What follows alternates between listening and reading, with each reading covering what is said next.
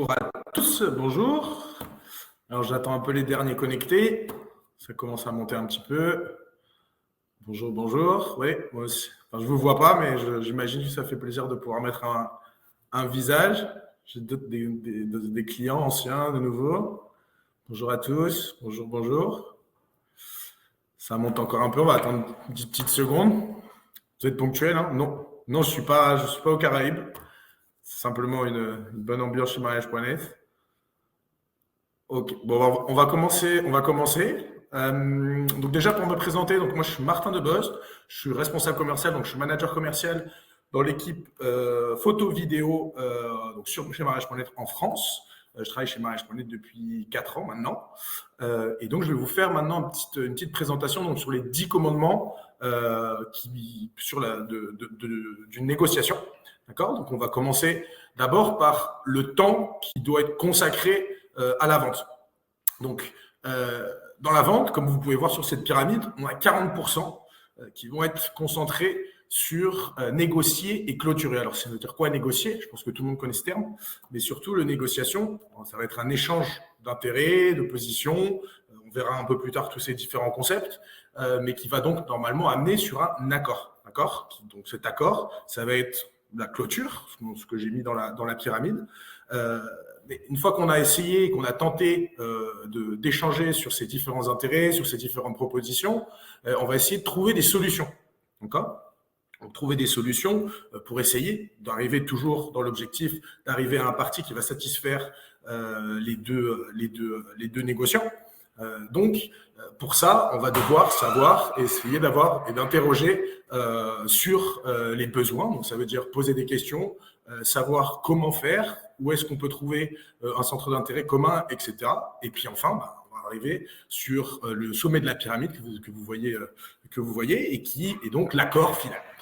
Écoutez, je vais vous dire quelque chose de très simple. Tout ce que je viens de vous dire dans les 2-3 dernières minutes est complètement erroné. D'accord? Il faut absolument complètement enlever cette pyramide de votre tête parce que le temps que vous devez consacrer à votre vente est plus du tout dans ce type de pyramide. On est maintenant vraiment dans quelque chose de beaucoup plus moderne qui va s'enregistrer comme ça. D'accord? Donc, ça va être une pyramide qui est complètement inversée où vous pouvez voir que vous avez 70% du temps qui doit être consacré au client.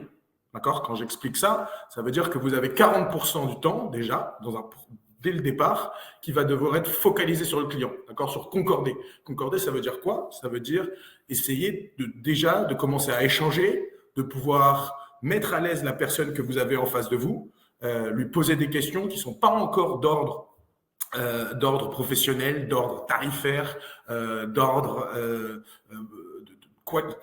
peu importe, d'accord? L'important, c'est surtout de commencer la relation sur de bonnes bases, d'accord? Donc, très important, ok? Mettez-vous à l'aise. Et enfin, dans la deuxième partie de ces 70%, il va être extrêmement important, ce qu'on appelle en commerce la découverte des besoins, de poser un maximum de questions pour avoir en fait toutes les informations nécessaires pour pouvoir connaître votre interlocuteur, connaître votre client. Et pourquoi? Et dans quel but? De lui proposer une solution qui va être plus qu'adaptée à ce que lui attend. D'accord? On est vraiment dans une relation qui est complètement différente. Ne surtout pas commencer à enclencher sur le prix, à enclencher sur des choses qui fâchent. D'accord? C'est très important dans le temps que vous avez consacré et dans l'ensemble du processus de vente et de la négociation de mettre le maximum de choses positives. Mais d'abord, avant de pouvoir parler et de rentrer dans le vif du sujet et de voir possiblement les choses qui vont fâcher, et vous verrez qu'en suivant cette pyramide, normalement, vous allez les éviter, c'est donc le but, il faut d'abord s'intéresser à la personne qui est en face.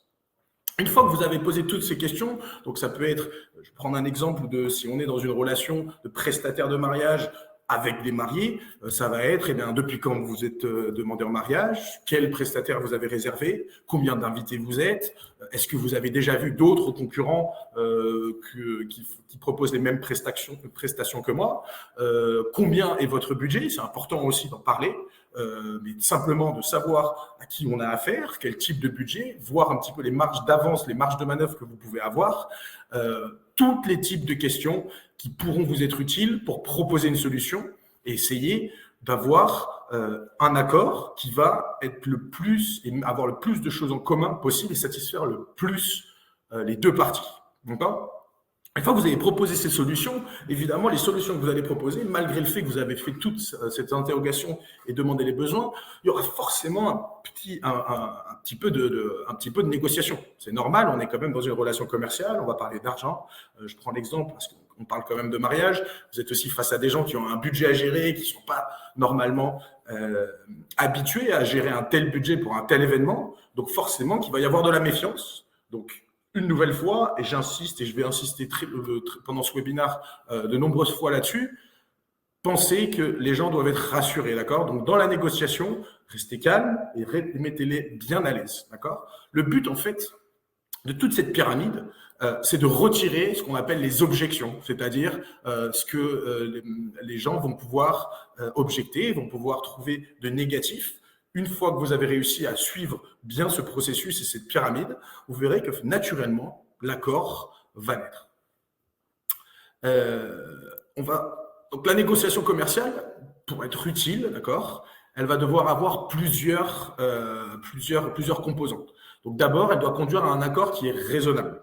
Okay, lorsqu'il y a un accord, évidemment, puisqu'on ne peut pas toujours avoir un accord, lorsqu'il y a un accord qui est raisonnable, ça veut dire pour les deux parties, qui est fait sur la raison, d'accord ?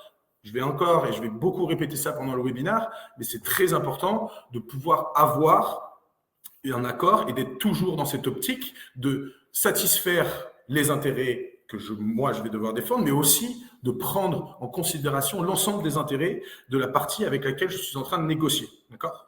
J'ai une question d'ailleurs de pourquoi un tel changement entre les pyramides. Je réponds à cette question rapidement. En fait, on a eu aussi pas mal de concepts qui ont été faits sur la négociation, qui sont que oui, un négociateur doit très vite, va faire des coups de filou, va éventuellement essayer d'utiliser des combines, des techniques. Alors oui, évidemment qu'il y a des techniques commerciales, mais moi, la meilleure technique commerciale que je peux proposer, ça va être d'essayer toujours d'être dans l'intérêt mutuel, parce qu'on ne peut pas mentir et forcément, tout ça, ça va se ressentir. Vous allez gagner la confiance à la fois de votre interlocuteur, mais aussi dans le futur, vous allez pouvoir rester dans un climat de confiance. Et ça, c'est extrêmement important. Je reviens sur ce qu'on était en train de dire sur les trois composantes importantes de la négociation commerciale. Donc, conduire à un accord qui est raisonnable et aussi, il faut être efficace. D'où l'intérêt de parler aujourd'hui de cette pyramide que je viens de vous donner et de parler de ces 10 commandements qui doivent bien être à suivre. C'est qu'il faut aussi une efficacité. Il ne faut pas perdre de temps. Vous êtes aussi certainement quelqu'un de très occupé. Vous avez plein de choses à gérer. Les mariés, exactement pareil. Donc, c'est important d'avoir une structure et d'être efficace. Et enfin, d'améliorer. D'accord ? Alors, c'est important, en fait, quand on va conclure un accord, de garder à l'esprit qu'une fois que vous avez fait l'accord, on n'est pas du tout dans la finalité. D'accord ? Notamment dans l'organisation et quand on signe un contrat avec des mariés, on n'est absolument pas dans la finalité, d'accord, de la relation qu'on a avec les mariés. Au contraire, on est au commencement. Puisque une fois que vous avez signé ce contrat avec les mariés, vous commencez votre aventure avec eux. Vous allez les suivre, il va y avoir tout le suivi que vous allez faire jusqu'à l'événement. Et puis, vous allez même avoir, après l'événement, encore une relation, puisqu'on va systématiquement avoir, après l'événement, les demandes d'avis, les demandes de recommandations. Et donc, c'est extrêmement important de partir sur de très bonnes bases dès le départ. Donc, on va avoir plusieurs types de négociations. D'accord ? Vous avez d'abord la négociation qu'on appelle positionnelle. Alors, celle-ci, elle rappelle un petit peu la première pyramide et elle est un petit peu à l'ancienne, si je peux dire. D'accord ? Donc, c'est vraiment le concept de négociation positionnelle. Donc, comme son nom l'indique, ça va être de défendre, chaque partie va défendre sa position, d'accord, et va tenter en fait, pour arriver à un accord, de faire des concessions, mais toujours en se disant et en restant sur ses positions, d'accord. Donc, en général, c'est vrai que les gens, ils ont tendance à défendre leurs propres intérêts et on a tendance à avoir du mal à s'ouvrir à la possibles intérêts que peuvent avoir les autres. Donc, forcément, on va devoir faire des concessions. Le mot concession est un peu négatif et comme je l'ai répété au début de ce webinaire, le but, c'est pas surtout de ne pas avoir de négatif.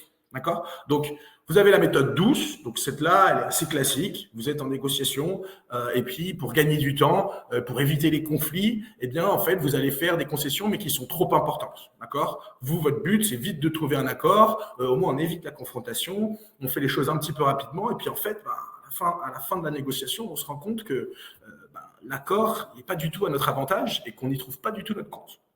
Donc celle-ci, évidemment, c'est une négociation qui est extrême, donc douce, d'accord. Et puis de l'autre côté, on va avoir la négociation qui est cette fois dure. Alors là aussi, pareil, une négociation assez classique où on va se retrouver face à des parties qui vont absolument défendre leurs intérêts et qui vont pas bouger d'un seul iota. Donc là, on a un vrai affrontement de volonté, d'accord. Et puis c'est la partie la plus radicale, donc celle qui va le moins bouger et qui va en sortir la plus gagnante. Donc le but, en fait, est une nouvelle fois, comme je vous ai dit, on est dans ce que je viens de vous énoncer, là on est dans deux négociations qui sont un peu extrêmes, à la fois la douce et à la fois la dure, mais dans la dure et dans la douce, on a en fait systématiquement une seule partie qui va ressortir gagnante, et comme je l'ai dit dès le début du webinaire, l'objectif et le message que je vais essayer de vous faire passer au maximum aujourd'hui, ce n'est absolument pas qu'une partie sorte gagnante, c'est que les deux parties soient gagnantes. Pourquoi? Parce que le but de la négociation, et ça c'est super important que vous puissiez vraiment l'intégrer, c'est de trouver un intérêt commun aux deux parties. D'accord? Ensuite, on va avoir donc, pardon, je continue un petit peu, mais je viens de répéter ça. Donc sur la négociation positionnelle, vous voyez donc que la négociation dure va toujours dominer sur la négociation douce, évidemment, puisque quelqu'un de dur, ne va pas bouger d'un iota, alors que quelqu'un de doux va avoir tendance à faire des concessions et donc se sentir un petit peu lésé, même complètement lésé à la fin de la négociation. On va donc pas avoir d'accord qui est vraiment raisonnable, ni d'ailleurs très efficace, puisqu'on va perdre beaucoup de temps à négocier, à défendre sa position et à ne pas bouger, au lieu d'essayer de s'ouvrir et de trouver des choses qui vont pouvoir permettre d'avoir un accord commun. Et puis il y a une personne qui va être complètement lésée, qui ne va pas gagner dans les conditions qu'elle souhaitait. Et puis ce qui est super important aussi, c'est que dans la négociation positionnelle, on va vraiment se confronter à deux jeux, d'accord? Et nous, ce qui nous intéresse, et le message qui est important de faire passer pendant ce webinaire, c'est vraiment de s'identifier à un nous. On est censé trouver un accord qui va satisfaire les deux parties, d'accord? Pas de la même manière, on verra un petit peu plus tard, mais c'est important qu'on parle d'un couple, donc de deux négociateurs, et le but n'est pas qu'il y ait un gagnant et un perdant, d'accord? Et puis il faut savoir aussi que quand on défend systématiquement sa position et qu'on ne s'ouvre pas à l'autre, forcément, il va y avoir des interférences dans la suite de l'accord, et donc, comme je l'ai dit au début, on va partir sur des bases qui ne sont pas très saines, d'accord? Donc, il faut vraiment essayer de convaincre l'autre, mais tout en respectant l'avis qu'il peut avoir.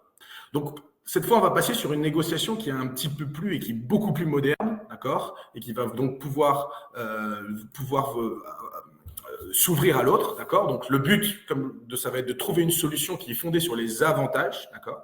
Ce qui va être extrêmement important, ça va être d'identifier les avantages, à la fois les vôtres, ce que vous cherchez, d'accord, donc les identifier en amont et en cours de négociation, mais aussi ceux de votre interlocuteur, de votre négociant, d'accord.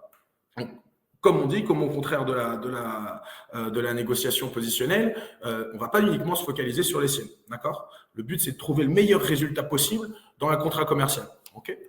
Donc, on va viser des avantages réciproques. Et cette méthode, elle peut évidemment être utilisée dans toutes circonstances, et vous pouvez même essayer de l'utiliser un petit peu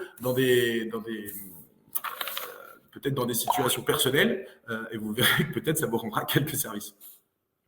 Donc, dans la négociation raisonnée, on a 4 points qui sont extrêmement importants et qui font évidemment partie des 10 commandements de ce webinaire. Okay, la première, ça va être de séparer les personnes du problème.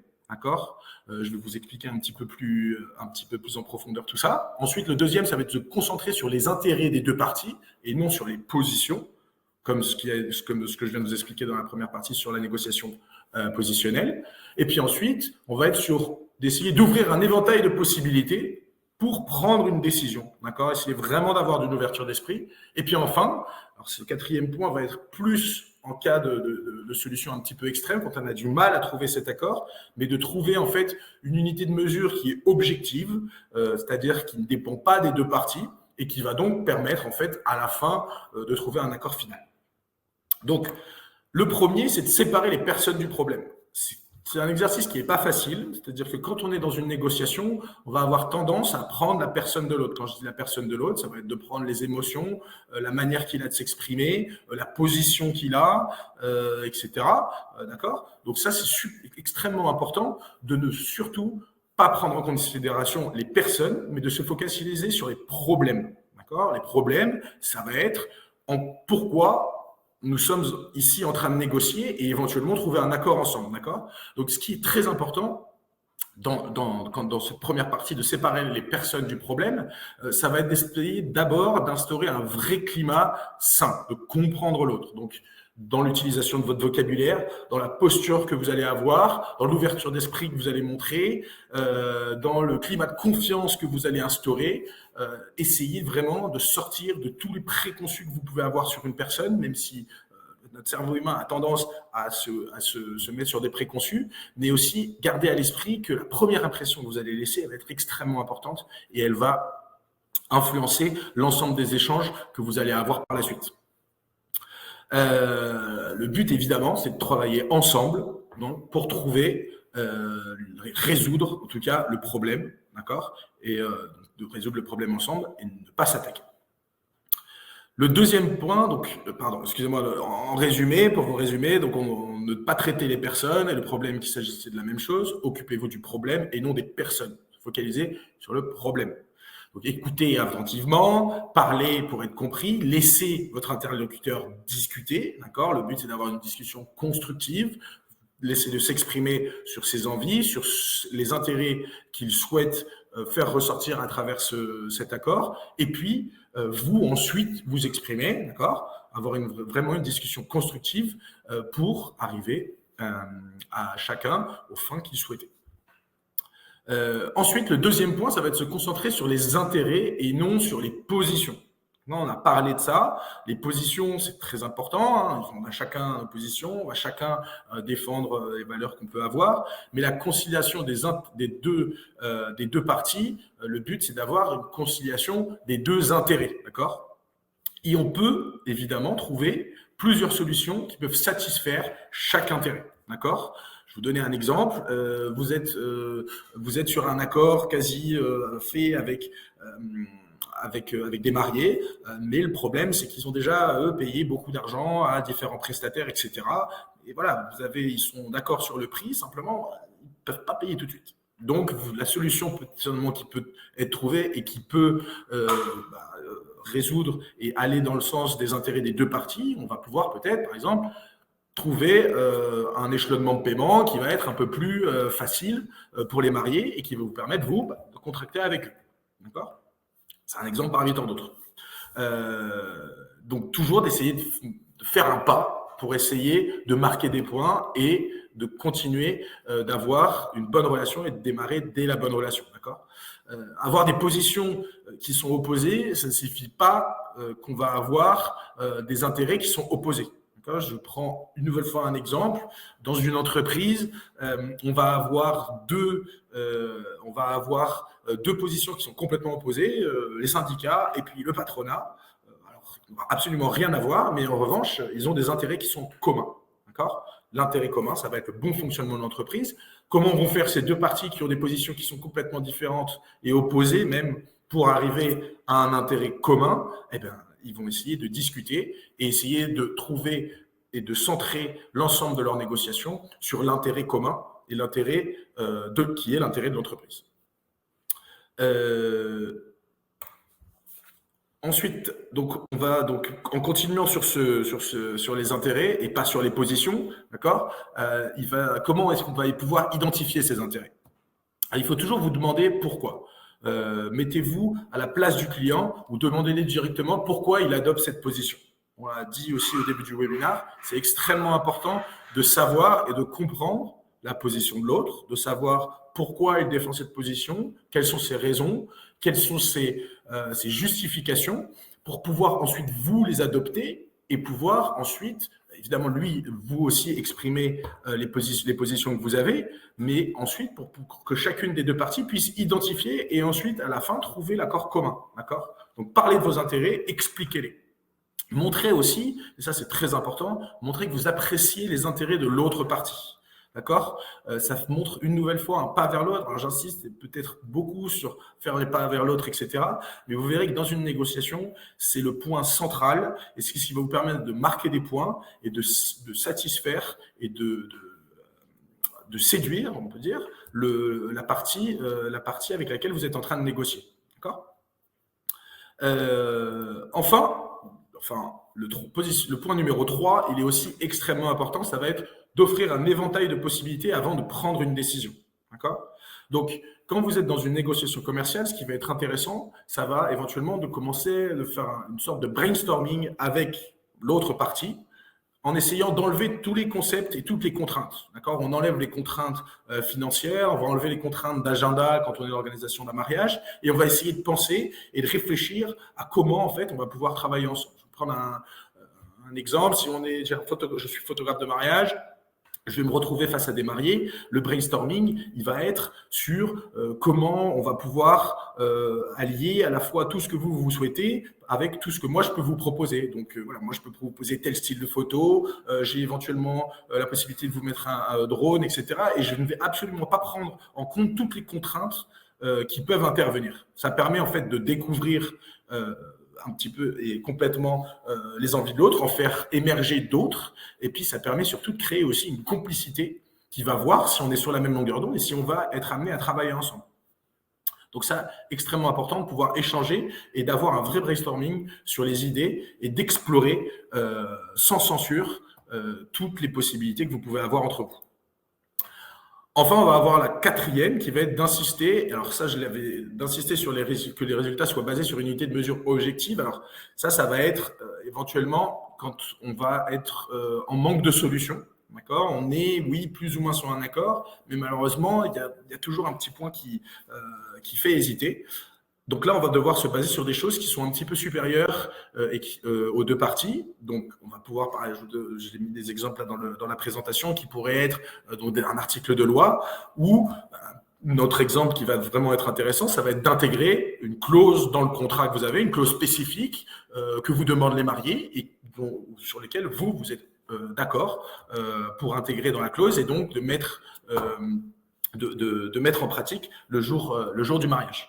D'accord? Donc, si les intérêts sont vraiment opposés, un négociateur peut insister pour que l'accord reflète certains critères d'équité indépendants de la simple volonté de l'une ou de l'autre des parties. D'accord? Une phrase un petit peu qu'on a simplifiée dans le début de la slide, mais vraiment important d'essayer de le faire le maximum pour vous référer à ça et des fois trouver des choses et des points d'ancrage qui vous permettent de mettre d'accord les deux parties. D'accord? J'ai une question d'ailleurs sur ça. Doit-on toujours trouver un accord où parfois celui-ci est impossible? Alors oui, non, évidemment, tout ce que je vous dis, c'est pas la méthode magique pour systématiquement trouver un accord. L'objectif, c'est évidemment d'avoir toutes les chances de trouver un accord, mais, et c'est d'ailleurs là, cette question tombe parfaitement, puisque c'est un petit peu le point suivant qu'on va voir ensemble, c'est aussi parfois d'arriver à se mettre des limites et de savoir où est-ce qu'on va pouvoir s'arrêter.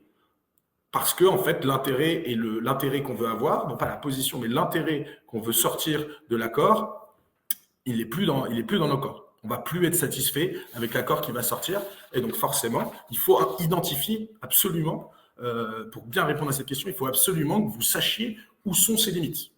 Et ça c'est impossible de le faire le jour ou au moment de la négociation. Il va vraiment falloir faire ce travail en amont, savoir à quel moment, au niveau financier, vous allez pouvoir le faire, au niveau de votre organisation professionnelle, comment et à quel moment, vous allez pouvoir dire à la personne qui est en face de vous, ça, c'est une limite pour moi, je ne peux pas aller plus loin.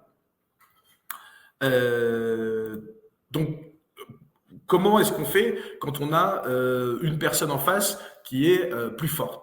D'accord? Donc ça va être vraiment quand on va être confronté, par exemple, comme on avait vu en début de webinaire. Donc si vous avez donc la négociation dure qui va être supérieure à la négociation douce. Donc c'est là, et vous voyez, la question qui vient d'être donnée est parfaitement en relation avec ça, c'est là où il faut donc arriver à se mettre des limites qui sont infranchissables. D'accord? Et donc, ça, j'ai une petite technique à vous donner qui va être, en fait, ce qu'on appelle les BATNA, B-A-T-N-A, pour les anglophones. D'accord? Donc, c'est le best alternative to a negotiate agreement. Donc, en gros, pour franciser un petit peu la chose, ça va être les meilleures alternatives que vous pouvez trouver lorsque vous êtes déjà en négociation avec quelqu'un. D'accord? Donc, ça, c'est, comme je l'ai dit juste avant, en répondant à la question, c'est d'essayer de trouver une vraie solution de repli.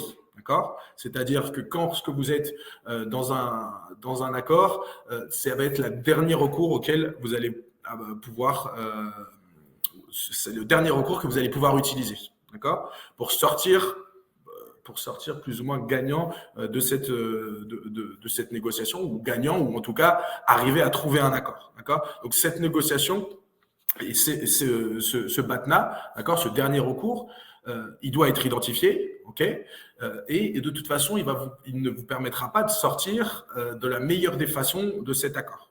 Mais vous allez quand même, vous n'avez pas dépassé ces limites infranchissables, et donc c'est extrêmement important de pouvoir les identifier, d'accord. Donc il va falloir notamment faire un petit peu de concession, d'accord. Elle peut vous protéger, ça peut vous protéger à la fois dans l'acceptation de conditions qui sont trop défavorables et contre le rejet d'autres conditions que vous auriez intérêt à accepter. D'accord? Donc, c'est vous permettre en fait de débloquer des portes pour justement accepter des choses qui vraiment sont intéressantes pour vous dans un accord. Donc, autre chose, alors pour ceux qui aiment les arts martiaux, on va faire une métaphore un petit peu justement de négociation avec le Jiu-Jitsu, qui est un art martial, et qui va en fait permettre je ne sais pas si vous connaissez un petit peu le concept des arts martiaux. Le concept des arts martiaux, ça va surtout d'être utiliser la force de l'autre pour un petit peu contre lui. D'accord? Donc, naturellement, quand on est dans une négociation et quand on se fait attaquer humainement et naturellement, ce qu'on va faire, c'est rattaquer en retour. Parce que tout le monde connaît la phrase « la meilleure des défenses, c'est l'attaque ». Et bien justement, moi, je vais vous dire que la meilleure défense, ça va être justement la déviation de l'attaque. D'accord? D'essayer d'utiliser la force de l'autre contre lui. Ne le repoussez pas, ne le défendez pas. Brisez ce cercle vicieux en refusant de réagir. D'accord? Extrêmement important, comme dans les arts martiaux, comme je viens de vous le dire, évitez d'opposer votre force à la leur. D'accord? Esquivez.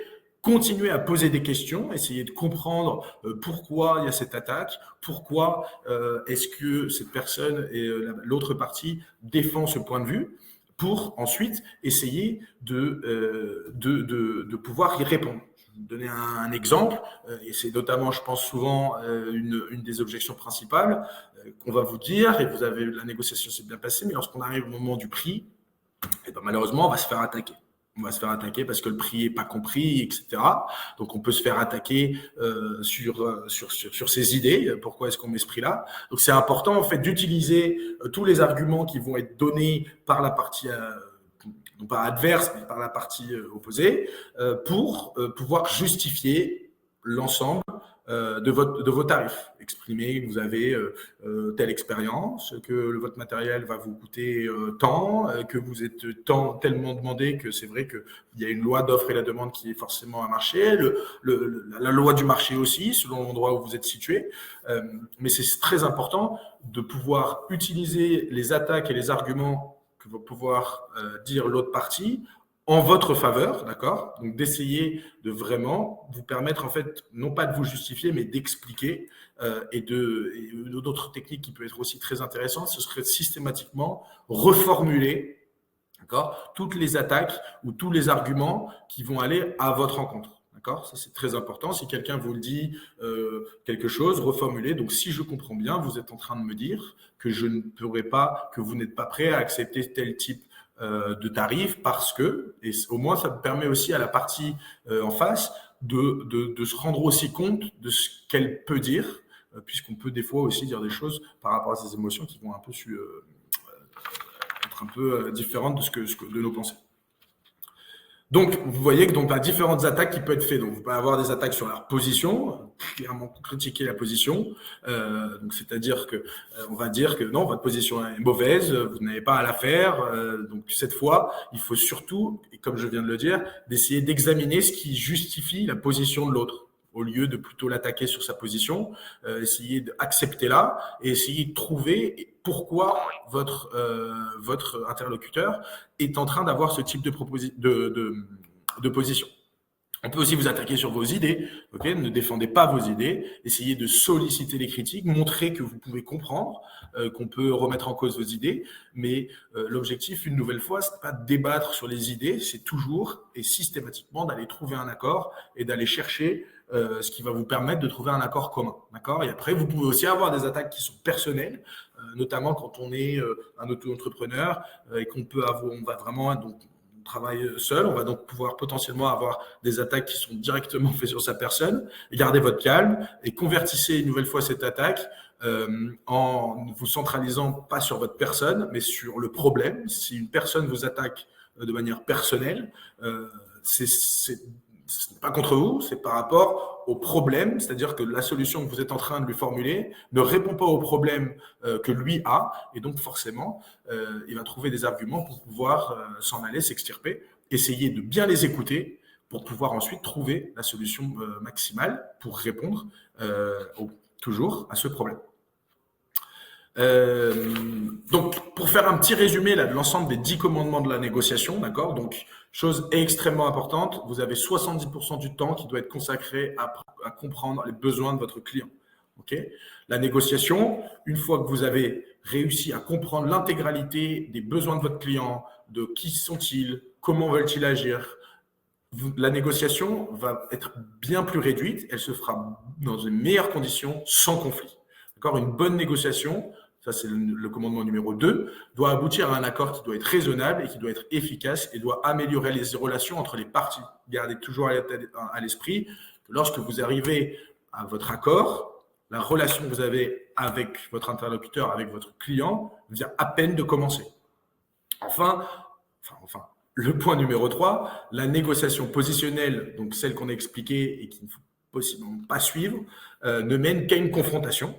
Donc, ce n'est pas du tout ce qu'on cherche, ce n'est pas du tout le message que je voulais faire passer dans ce webinaire, d'accord? Et sur le long terme, ça va forcément avoir des conséquences sur votre relation commerciale avec votre client. Enfin, le point numéro 4, négocier ne signifie pas convaincre, d'accord, l'autre de changer de position, mais chercher un avantage mutuel. Je vais donner encore une métaphore, mais quand on est dans une négociation, on n'est pas devant un tribunal, on n'a pas 2 avocats qui vont aller défendre la position de chacun de leurs clients pour ensuite avoir une tierce partie qui va pouvoir prendre une décision. D'accord ? Là, vous êtes uniquement dans la dualité et le but, il n'y a pas de jury qui va pouvoir dire qui a raison, qui a tort ou quelle position est la meilleure ou pas. Donc, le but, c'est de converger ensemble vers la meilleure solution pour les 2 parties. Le 5e commandement, ça va donc d'essayer de séparer les personnes du problème, d'accord? Donc ça va être vraiment d'essayer de prendre sur soi pour ne pas prendre en considération la personne, ses sentiments, ses émotions, et d'essayer de se focaliser uniquement sur les problèmes et sur les intérêts des 2 parties. Le 6e point, donc de vous concentrer sur les intérêts de l'autre, d'accord, et pas sur les positions. Ça, c'est un point qui est extrêmement important, d'accord, de garder. Vous avez vu qu'on a beaucoup parlé de différents concepts, de ces 2 différents concepts qui sont l'intérêt et les positions. La position, elle ne doit vraiment jamais être figée, d'accord. C'est possible de l'avoir, mais l'objectif, c'est de se focaliser sur les intérêts, ce qui va ressortir. Un intérêt, c'est le bénéfice qui va ressortir, d'accord. Identifiez-le et gardez à l'état d'esprit qu'il ne faut pas uniquement focaliser sur vos propres intérêts, mais aussi sur les intérêts de l'autre, sinon aucun accord ne sera possible. Enfin, une nouvelle fois, mais le 7e point, ce sera de trouver une solution avec l'autre partie qui réponde aux intérêts des 2 parties, d'accord, évidemment, ça suit le point numéro 6. Le point numéro 8 et le commandement numéro 8 va être d'insister pour que les résultats soient basés sur une unité de mesure objective. D'accord ? Donc ça peut être une possibilité pour vous, comme on l'a dit, sur intégrer des clauses dans votre contrat qui vont vous permettre justement de trouver une solution et de trancher au moment où vous êtes proche de l'accord, mais il manque un petit quelque chose, d'accord ?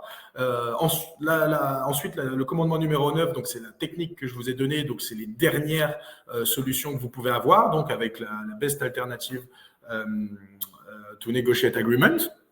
Donc celles-ci, bien les identifier, savoir exactement à quel moment vous allez dépasser et vous êtes hors dehors de vos coûts, vous êtes en dehors de l'organisation possible que vous pouvez avoir, en dehors de toutes les concessions possibles que vous pouvez avoir et donc forcément en dehors de vos intérêts. Et enfin, le dernier commandement qui est aussi extrêmement important, c'est, vous pourrez le garder, j'espère que ce mémotechnique vous aidera, le jujitsu, d'accord ? Le jujitsu de la négociation, donc d'éviter d'opposer votre force à la leur On n'est pas dans une confrontation, absolument pas. Vous voyez bien que la première et le tout début de du webinaire, quand on a commencé, n'était pas du tout basé là-dessus. On n'est absolument pas dans une confrontation. Donc, utilisez vraiment vos compétences pour esquiver et plier leurs forces et vos propres fins. D'accord? Donc, trouvez toujours un intérêt des deux parties. Je ne sais combien de fois j'ai répété ce mot intérêt, mais je pense que vous avez bien compris que c'est parce que c'est vraiment la base de la négociation moderne et c'est ainsi que vous allez réussir à conclure les contrats. Alors, désolé, il y a eu quelques questions pendant le webinaire. Je peux pas tout y répondre. Il y aura un questionnaire après le webinaire où vous pourrez l'évaluer, etc. J'ai une question donc, je n'arrive pas toujours à convertir les prospects qui me contactent. Auriez-vous une ou des conseils pour savoir où m'améliorer? Alors, de pas toujours arriver à convertir les prospects. Alors, moi, ce que je donne souvent, et ce qui est important, alors on est un peu en dehors de l'esprit de la négociation, mais la négociation, forcément, si on parle de produits de management, de plateforme de management, elle démarre à partir du moment où vous recevez un lead. D'accord? Donc, c'est important aussi de savoir à quel moment, en fait, quand vous contactez les clients, à quel moment, je suppose, en comprenant la question, pour savoir à quel moment il faut s'améliorer. Les clients qui sont en train de regarder le webinaire, qui sont à moi, je leur donne souvent cet exemple de la pyramide commerciale, d'accord, qui est super important. C'est-à-dire d'arriver à identifier, en fait, vous pouvez imaginer une pyramide. En dessous de la pyramide, vous allez avoir l'ensemble des gens et des prospects qui vont vous contacter. D'accord. Ensuite, vous avez le deuxième étage de la pyramide qui va être les gens avec qui vous avez réussi à avoir un contact ou à qui vous avez réussi à avoir un rendez-vous.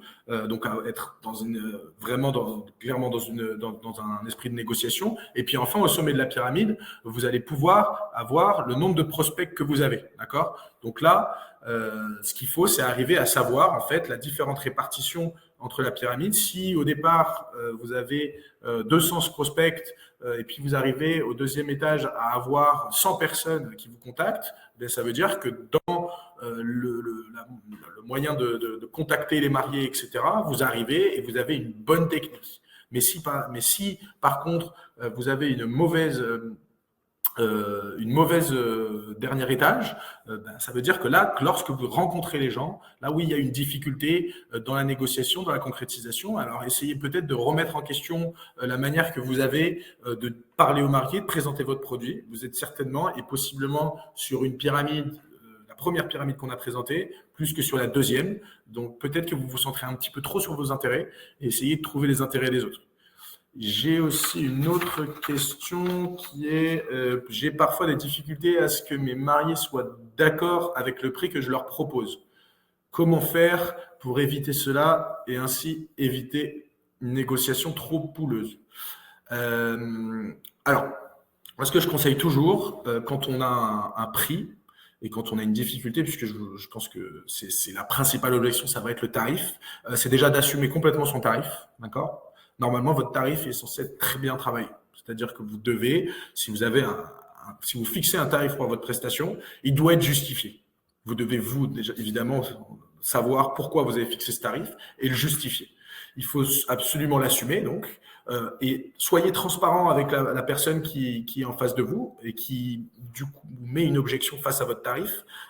Soyez transparent et mettez ce climat de confiance dont on a parlé et essayez de faire savoir aux mariés ce qui est intégré en fait dans votre tarif.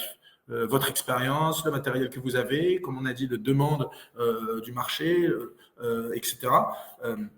Mais c'est extrêmement important, quand vous avez une objection sur votre tarif, d'essayer de faire comprendre aux mariés votre intérêt, d'accord, que si vous avez mis ce tarif en place, c'est parce que l'intérêt que vous poursuivez doit représenter avec ce tarif. Mais ça n'empêche pas, et là c'est à vous cette fois de faire un effort, de trouver des solutions pour que aussi vous preniez en compte l'intérêt de l'autre partie, donc des mariés. Donc si votre tarif est un petit peu cher, voir éventuellement sur quoi on peut réduire. Il y a peut-être des choses dans la prestation qui peuvent être retirées, ou comme on en a parlé, peut-être étendre aussi